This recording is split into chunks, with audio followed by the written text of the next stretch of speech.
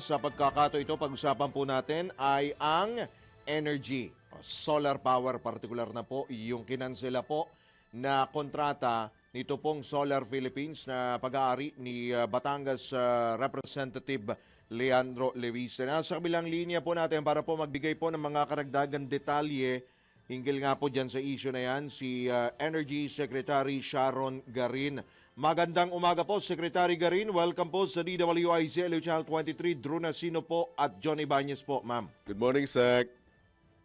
Good morning, John. Good morning, Drew. Magandang umaga po sa lahat. Alright, good morning on a Friday morning po, Madam Secretary Garin. Unang-unang katanungan, kamusta na po? Ano na po ang update sa issue na ito ng negosyo, solar business ni Congressman Leandro Leviste, Madam Secretary? For us naman, tapos na yung issue kasi we have already terminated the contracts and kung maghihintay na lang kami kung if they settle anong kailangan nila i-settle sa DOE yung babayaran. But wala na, tapos na kasi yung period to appeal sa amin, tapos na yung mga motion for reconsideration kasi hindi naman sila nag-file. So final na yun as far as DOE is concerned po. So ang ibig sabihin, wala nang habol doon sa sinasabing 24 billion pesos na sisingilin sa nasabing kumpanya, Madam Secretary?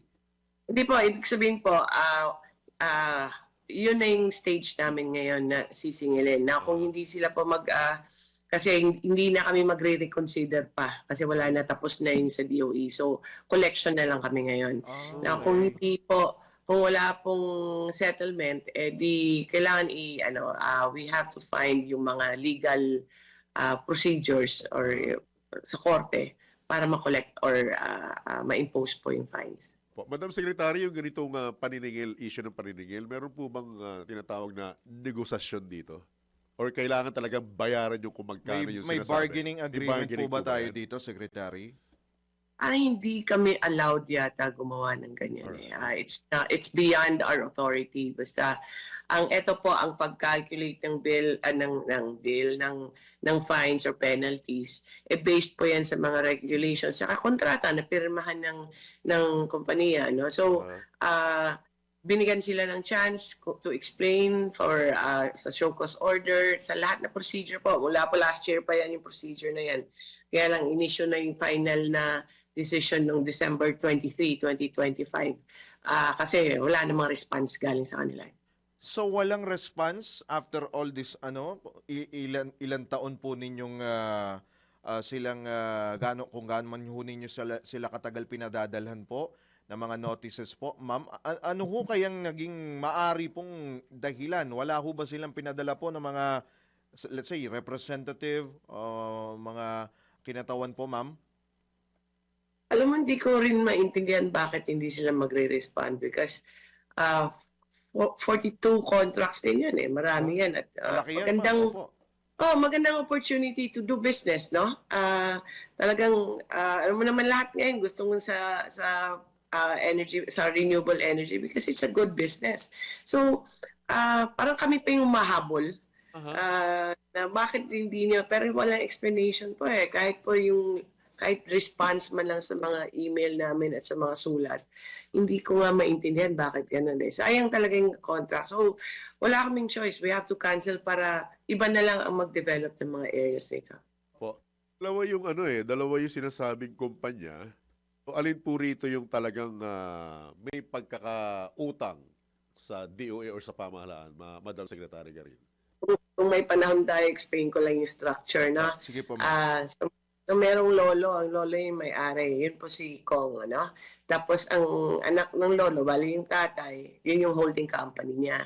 So holding company, tatlo yung anak ng holding company na yan. So may lolo, may tatay, tapos may mga anak yan na tatlo. Holding yung Solar ng Bayan, PNEC, tsaka Solar Philippines. Solar ng Bayan yung nakukuha ng franchise. SPNEC, yun yung partnership nila with MGen, and then yung Solar Philippines yung holder ng 42 na ano na yun, 42 contracts. Hindi po pare as an identity po ng mga companies ito, separate sila, pero pare-pare din tatay at lolo nila eh. So pwede mo rin i-relate sila.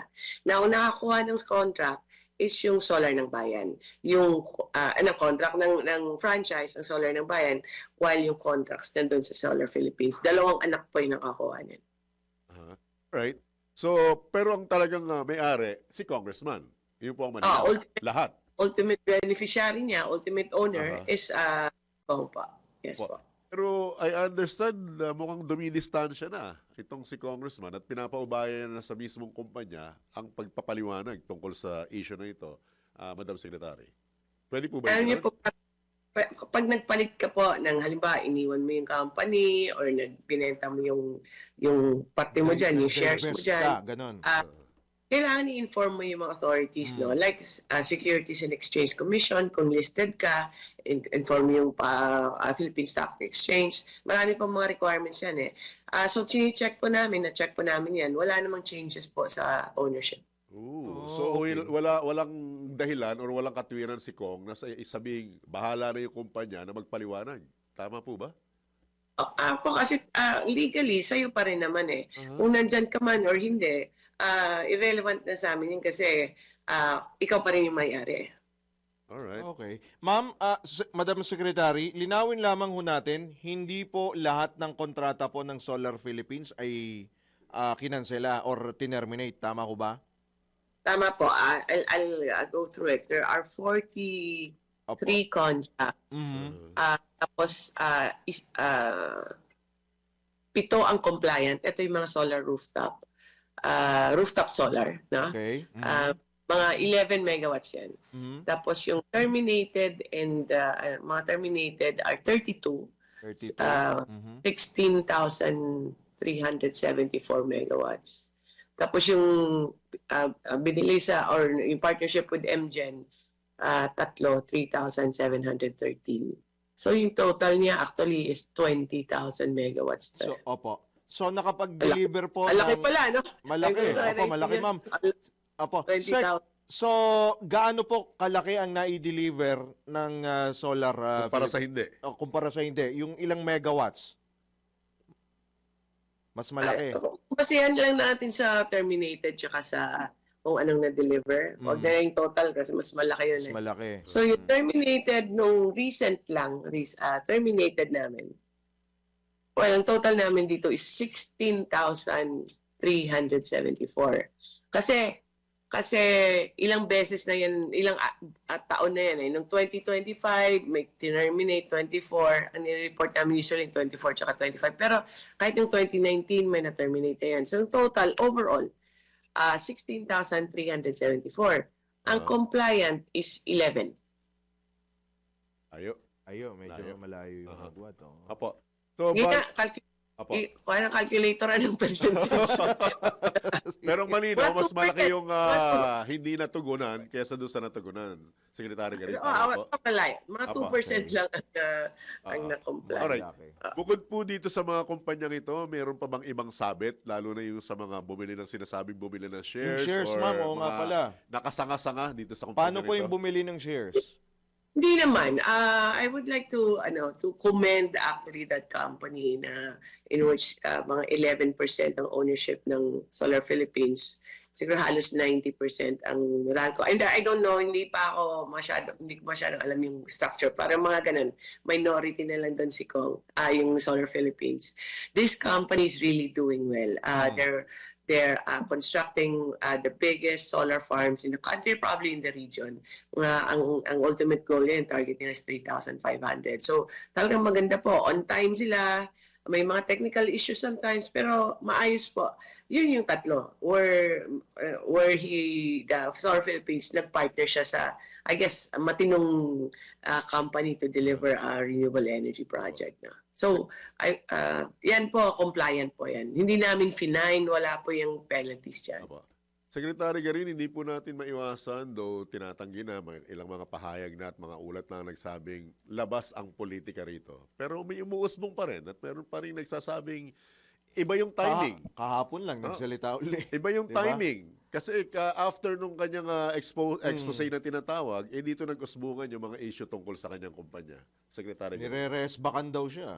Parang yun ang lumalabas. Napupolitika. Napupolitika, Secretary. Rest back man o hindi, may babayaran ka pa rin. Yun lang. lang. Ang laki yun. Pero alam mo Oo. yun, I mean, dahil lang may Cabral, ibig sabihin, huwag kaming mag-announce. Last year, nag-announce naman kami. Hindi lang natulugan kasi hindi pa siya kinala at that time, no? Pero every year naman ginagawa to. Hindi yan excuse eh. Dahil may mga, ano bang nangyayari, hindi ko nga nasusundan masyado kasi energy lang kami. Uh-huh. Pero sa totoo lang, kahit may Cabral man yan, files man yan or wala, I mean, it doesn't excuse you from your contractual obligations, di ba? Meron kang kailangang sasagutin dito sa amin. Kung timing man, ano magagawa ko? Ganun yung scheduling namin. Every end of the year, we assess everybody, lahat na contracts. Hindi lang po sa kanila to yung terminate namin ngayon. 28 lang yung terminate namin this year sa kanya. Pero actually, yung total yan, 168. So, hindi lang naman siya nag-iisa. Yung sa kanya lang na termination, ang natutunugan. Kasi, kilala siya eh. But, ako very confident ako dyan na walang politika dito. Kasi, Opo. anong gagawin namin? I-hold namin dahil kilala siya. Huwag namin i-terminate dahil kilala. Hindi naman fair yan sa mga iba naming developers, which I'm trying to protect also. Wala siyang immunity, Sec? Anong immunity? Congressman eh. Congressman kasi, immunity. Immune ka pag congressman ka pag may traffic violation ka. Kung Yo. minor lang. Pero pag ganito kalaki, 24 billion, violation Pero ma'am, of Opo. ibang level na yan. Ma'am, sino ba nagbigay ng franchise sa kanya? Di ba, Congress din? So, ano nangyari ba? Anong, what happened? Well, in good faith naman siguro kasi pag nag-apply ka naman ng franchise, hindi po, this is congressional powers. Pag na-apply ka naman ng franchise, di ba, mag-hearing kayo, check na sigurado ba ito makaka-deliver, present ka ng documents mo. Kompleto naman yan ng hearing. I think controversial pa nga yung time nito. No? It went through House and then Senate. Pero maganda yung franchise to Promising, ma'am energize. Ang ganda. Energize yung mga far-flung areas natin. Talaga ang ganda. Hiningi mo yan, responsibility mo to do it. Pero hanggang ngayon po, wala pong movement yan dyan. Ni applications to do a project kasi energy projects, dumadaan po yun sa DOE. Ano yan, parang tiyatago yan sa mga kontrata na tinerminate namin, mga zombie contracts. Ito parang zombie franchise din yan. Bakit nag-come up po sa term na zombie project? Dahil Ghost. wala talaga? Maiba lang. Parang ghost, Maiba May maiba lang. application for ECC, LGU clearance, wala po yan. Kailangan, di ba, bago ka magpatayo ng planta mo, may mga nilalagay kang mga sensor dyan, kung malakas ba dito ang araw, mga ganun, wala rin yan. Ang bonds nila, hindi nila ni-renew. For how many years? Expired na siya, wala. So, ang dami. Hanggang sa nag-terminate na kami, may motion for reconsideration po. Hindi man lang hindi man papadala. Walang sagot. So, zombie. Zombie Alright. talaga. So, sinabi nyo na bigay na po, nag-lapse na po yung lahat ng, kumbaga, pagkakataon yung pinagkaloob nyo po sa kanila. Wala na pong tsansa na lumapit siya, yung sino mang kinatawan niya, or pamilya niya, or mga korporasyon niya, para ma-settle itong bagay na ito, Secretary Garin. Hindi na kailangan. Tapos na Finished na. Walang grace period? Medyo May grace period ba? illegal na on my part to do that. alright. Okay. Di ba? I mean, tapos final executory na Wala siya. na sa powers mo, ma'am. Wala na. So they can settle it with whichever siguro kay Solgen or sa DOJ. So, nirefer nyo na po, ma'am, sa OSG, DOJ, for legal action. Opo. Alright. Okay. Ma'am, last few questions na lang po on my part. Ma'am, dito ba sa solar na ito, itong renewable energy, ma'am, na-achieve ba ho natin yung goal na mapababa po yung presyo po nung kuryente? Let's say, kahit mga ilang kilowatt, ilang sentimo ba o magkano ba, napababa ba natin kahit kaunti yung presyo, ma'am? Ito yung bakit importante itong termination na to? Kasi ito, ang ibang mga kontrata dito, sumali pa sila sa green energy auction. Pag nanalo ka dyan, sasabihin namin, bibili namin for 20 years, you have a 20-year contract on a fixed rate, yung mga electricity. Pero mag-deliver ka at certain rate. So, ang importansya nito? Kasama na yan yung mga kinumit mo sa amin sa green energy auction sa mga plano ng DOE. So nagsasimulate kami niyan eh. Hindi ganun kadali yan na maghanap lang kami ng contractor tapos hindi namin alam kung sobra ba ito or kulang. So we make sure na enough yung electricity at a 6% growth rate every year ng demand ng Pilipinas. So naka-incorporate yan, committed contracts, naka-incorporate na sa Energy Outlook sa Philippine Energy Plan. Bakit important yan? Kasi ang projections namin, other than sufficiency, na bastante yung electricity natin, kung matuloy itong mga proyekto, in which 7 sa mga kontrata nito, green energy auction winner yan. By 2030, mababawasan na sana yung electricity rates natin. May mga 3 pesos na sana. So, masisira na yan. So, catch up kami ngayon. Marami kayong auction na gagawin. So, ang impact, hindi lang po yung fines, yung violation nyo sa contract, or mga guidelines namin. It's the impact sa tao eh. No? Yun yung nakakalungkot eh. Hindi mo nilalaro yung kontrata na binibigyan ng gobyerno sa'yo at the expense ng mga tao. Sayang sayang talaga. Sayang din yung talent ng Solar Philippines. Potential. Sino pong makikinabang no, ng mga kinansila? Parang may bidding po bang process dyan, Secretary Garin, or paano? Iba po ibibidding namin kung meron ng mga detalye, pero sa kanila yata wala pang details. So wala kaming din. Pero we've already, tapos na yun, inopen na namin. Kasi pag may kontrata ka, binablock off mo na yung area. Naka-indicate na yun kung saang area.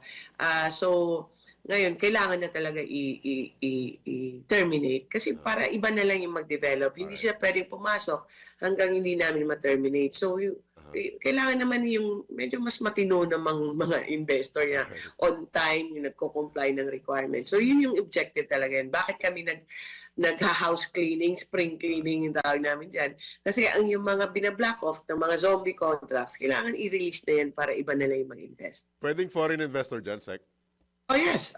So ang dami-dami nating foreign investors. In fact, tayong pinaka-popular, second most popular destination ng investment sa renewable energy. Kasi maganda po yung pag policies natin, the way we do it, saka yung kita actually. So ang dami-dami. In fact, yung renewable energy, siguro mga 85% ng mga investments dito sa Pilipinas, renewable energy at 1.3 trillion pesos. Right. Ito, isa na lang. Promise, last na lang, promise, ma'am. Medyo Okay. linis. Maka-cancel tayo. Ginising nyo na ako eh. Okay. Opo, pasensya na po, ma'am. Last na lang talaga. Kamusta naman po, hindi ito kay Congressman Luisa, hindi ito. Kamusta naman po yung atin pong total, yung overall supply po natin today, ngayon pong taon, 2026 outlook po natin, stable po ba tayo, ma'am? Lalo po, merong mga ganyan. I understand. Ang daming contracts na cancel, no? Yeah, opo. At dami mga contracts na nandyan na dapat pumasok na by now or by next year. Yes, opo. Dahil dito, marami pong ang mangyayari, pag wala po kaming gagawin, manipis. Manipis po yung reserves natin. Just enough lang. No? Pero delikado yan kasi baka may mga power plant tayo na masira or so affected lahat. So, pero dahil dito sa mga cancel contracts, for example, Solar Philippines, merong mga contracts sa Visayas, sa Mindanao, ang pinakamanipis na reserves natin is Visayas eh. So, dahil hindi na-deliver to ng December 25, 2025, affected sila. So, pero rest assured na nakita na namin to last year, nagpre-prepare na kami, naghahanap na kami ng mga pwede naming ilagay doon sa Visayas at Mindanao para to make up for the canceled contracts. Kasi nagpre-prepare na kami for summer kasi summer usually actually. natin. Pero yes, it's affected by these contracts. Pero huwag po kayong mag-alala, talagang magka-catch up po kami at ginagawa na po namin lahat ng plano para. Pwede rin po bang mag-import, Sec, ng kuryente? Pwede ka mag-import pero kailangan mo ng linya. Yun yung, alam mo, ayan yung idea eh. Alam ko, biro lang, pwede pala. Pwede pala talaga. Oo. Pero kailangan may submarine cable tayo. Pinag-uusapan natin sa ASEAN na okay. i-connect lahat. Kailangan natin ng infrastructure dyan, ma'am, pag ganyan. Siyempre. Di ba? Sabi ko nga, medyo long term yan kasi mabigat. kailangan pa ayusin natin yung linya natin dito bago tayo mag-connect pa sa ibang bansa. No? Right. Ma'am, nasa inyo pong pagkakataon, baka may karagdagan pa po kayo mensahe or paalala sa ating mga kababayan with regard sa issue po ng enerhiya. Go ahead po, Secretary. Kami po, eto po, medyo nalagay lang kami sa gitna nito ng mga issue na iba. Pero actually, ginagawa lang namin yung trabaho kasi gusto talaga ng Presidente umabot tayo ng 35% by 2030 sa renewable energy. So, trabaho po ito. We are doing our mandate as ordered by the President and in accordance with the law. So, hindi kami pumipili, Solar Philippines man yan or hindi, kasi lahat-lahat po na hindi po nagbibehave ng mga investors, talaga po i-terminate namin at ayaw namin tanggapin ulit ang mga applications.